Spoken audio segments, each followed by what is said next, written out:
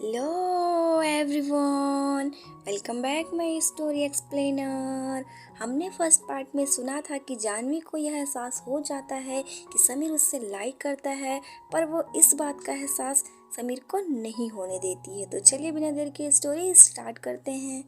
एक दिन अमित रिहर्सल पर नहीं आया। सारे लोग उसको फ़ोन लगाते रहे, ना उसने फ़ोन उठाया। शाम को पता चलता है कि अमित हॉस्पिटल में है, उसका एक्सीडेंट हो गया है, पैर फ्रैक्चर है। सभी लोगों के सामने एक नई समस्या आ गई थी कि अब ड्रामा में लीड कौन रोल करेगा, और कोई दूसरा लड़का भी तैयार नहीं हो रहा था। तभी समीर ने लीड रोल के लिए हाँ कर दी। समीर ने हाँ तो कर दी थी, पर ना उससे कोई डायलॉग बोला जा रहा था, ना वह जानवी के सामने ठीक से खड़ा हो पा रहा था। बहुत देर तक कोशिश करने के बाद जानवी समीर पर बहुत तेज चिल्लाई। जानवी ने समीर को चिल्लाकर कहा, तुमको यह सब मजाक लगता है? तुमको कुछ अंदाजा भी है तुम क्या करना चाहते हो और क्या कर रहे हो? कम से कम तुमको 10 साल लगेंगे, तब जाकर तुम लीड रोल कर पाओगे। बिना कुछ सोचे समझे तुम आकर बस खड़े हो गए हो। आता क्या है तुमको? लगातार बोलती रही समीर बस सुनता रहा। शाम के समय जब समीर कैंटीन में जाता है तो समीर जानवी से कहता है, मुझसे गलती हो गई, मैं तो बस कुछ नया सीखने की कोशिश कर रहा था। नया सीखने में तो गलती होती है, तभी तो हम सीखते हैं।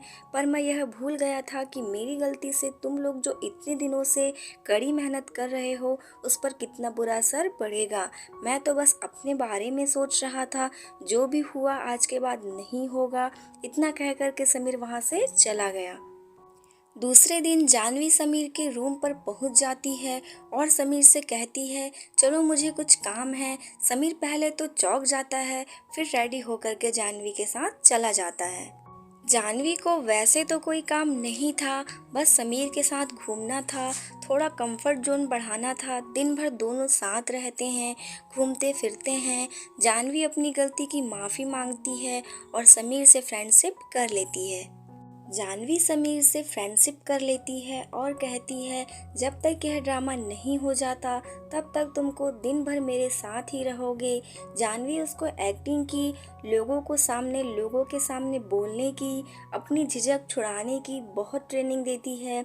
समीर ने अपनी ज़िंदगी में इतना सब कुछ पहले कभी नहीं सीखा था।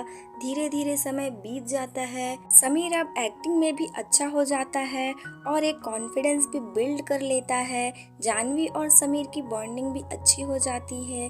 दोनों दिन भर साथ घूमते, खाते पीते और ड्रामा करते, अपनी बातें एक दूसरे से शेयर करते हैं। इतने कम समय में पहली बार जानवी और समीर इतने नज़दीक आ गए थे। दोनों को एक दूसरे के लिए फीलिंग्स होने लगी, और जब ड्रामा स्टेज पर हुआ तो ड्रामा के डायलॉग ऐसे लग रहे थे जैसे बिल्कुल नेचुरल, दोनों के हाव भाव एकदम ओरिजिनल थे। जानवी और समीर की एक शानदार परफॉर्मेंस ने सारे कॉलेज का दिल जीत लिया। हर जगह बस समीर और जानवी के ही चर्चे थे। सारे कॉलेज को उनके प्यार का अंदाज़ा था।